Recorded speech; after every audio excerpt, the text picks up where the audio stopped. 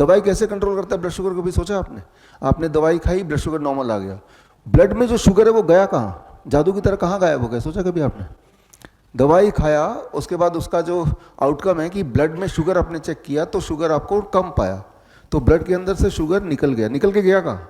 क्या मुंह से बाहर निकल गया, पेशाब से बाहर निकल गया? एक्चुअली दवाई क्या करती है, आपके शुगर को ब्लड से लेके ट्रांसपोर्ट करती है, रीलोकेट करती है किसी और जगह पे। जॉइंट्स में रीलोकेट करेगी तो कुछ दिनों में जॉइंट पेन होने लगेगा, हार्ट में रीलोकेट करेगी तो बीपी बढ़ जाएगा, जैसे कि बढ़ जाता है ना। तो किडनी में रीलोकेट करेगी, कुछ दिन बाद किडनी पेशेंट बन जाते हैं। डायबिटीज़ पेशेंट ही ग्रेजुएट होकर किडनी पेशेंट बनते हैं अल्टीमेटली 10 साल 20 साल में, है ना। तो दवाई से सिर्फ वो आंकड़ा कम हो रहा है, ठीक नहीं हो रहे हैं आप, वो शुगर रीलोकेट हो रहा है। टोटल बॉडी का शुगर उतना ही है, ब्लड में नहीं है।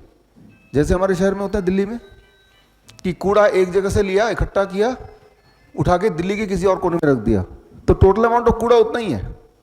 जैसे नागपुर में होता है, जैसे मुंबई में, तो हर शहर में ऐसे ही होता है कि कूड़ा उतना ही है। जैसे आपके आने से पहले पूरी सफाई हुई और जल्दीबाजी में सारा कूड़ा उठा के, कचरा उठा के कुर्सी के नीचे छुपा दिया।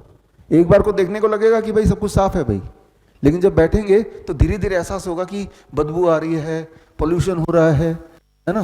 दिखने में साफ लग रहा है। ठीक उसी तरह से ब्लड शुगर जब दवाई के साथ नॉर्मल दिखता है और बिना दवाई के नॉर्मल दिखता है, दोनों सेम बात नहीं है। बिना दवाई के जब नॉर्मल दिखता है यानी कि आप ठीक हो रहे हैं, दवाई के साथ नॉर्मल है तो वो शुगर गया कि नहीं कहीं।